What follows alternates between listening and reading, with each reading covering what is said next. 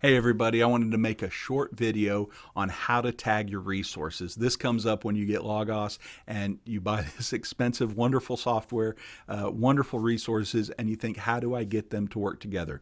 There's a lot of ways that Logos get your resources to work together, but the one I want to show you this morning is how do we tag our resources in our library? Because once you tag your resources, you're going to be able to search through those tagged resources as groups. So if you have a large library, you can make your library more manageable to search through to get better results and not feel overwhelmed. So you can search, in fact, I'll show you, if you search through your whole library, all resources for communion, well, it's going to show up that I've got 2019 resources. Well, I can't go through that many books and to figure out that. I need to make it more manageable. So what you want to do is you want to tag your resources. So to do that, go to your library, open it up, and it's going to look like this with all your resources. As you see, I have 4,233 results. You want to go to the right-hand corner at the top, and the I in the circle is going to have an information button. Click it, and then click on one of the panels for one of your resources. So I'll click here in the gray space between the New American Standard Bible, the white space, the open space, and there Logos in the information panel populates information about this book. There's a lot of things here, but the one I want to point out to you is here underneath the 37% red. That is where we add our tags. And when you tag a resource, Logos automatically remembers how you tag that resource. And the thing about tagging resources is you want to tag your resources in a way that makes sense for you. So you might have, as for me, all my Bibles are tagged as Bible. All my study Bibles are tagged as study Bibles. All my commentaries are tagged as commentaries. I have tags for different theological perspectives. So I have a Baptist tag and an Anglican tag, a Roman Catholic tag, and you can have multiple tags. And so you might have a book that's a commentary, but it's also written by someone who has Baptist theology. Well, you could tag it both ways and it'll show up in both sections, but you need to get to know your library. And so you want to go through, tag your library. If you don't know much about your book, you might want to open up the index page or the table of contents, find out a little bit more about that book, and tag your book with words and phrases that are going to be helpful for you. So for me as a preacher, I need tags for biblical helps, pastoral helps, counseling, finance categories about the way people are living. I have a category for theology, and then, as I said, different theologies within the church.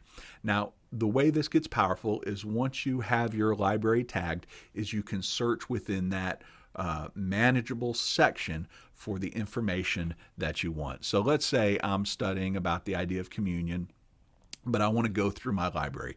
Well, I'm going to open up a search panel here. I'm going to want to make sure it's clicked to basic, and there's different options here, but it needs to be clicked to basic. And again, if I click search communion within all resources, it's going to come up with 2019 articles. But let's say I want to go through my Anglican tagged section of my library. So when you tag a resource and you scroll down here, after you click all resources, all of your tags are going to show up automatically. Isn't that beautiful? Well, let's say I want to see what my Anglican section of my library has to say about communion. So I click on my tag Anglican, and then it automatically populates the data for you. Look at this. Instead of 2019 resources that I go through, I have 109 resources that have been tagged Anglican, 109 books that have been tagged Anglican, and within that, all of them mention the word communion.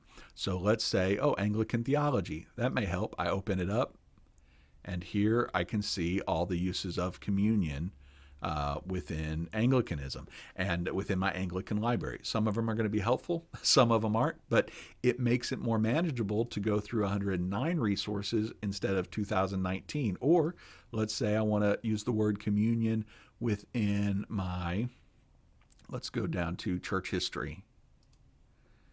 I've got 21 resources and 510 results that use that word. And you're just able to go through your books and your resources, and you can open them up and then click on any of the links, and it will open up that section right there for you. Isn't that wonderful? You can also do the same thing with verses. So let's say we want to look up Ephesians 1:1, and we'll just keep it in the My Church History, but all of the references to Ephesians 1:1, whether it's a footnote or within the text, you'll be able to see how that's used within that section of your library. So to make Logos more manageable, tag your resources.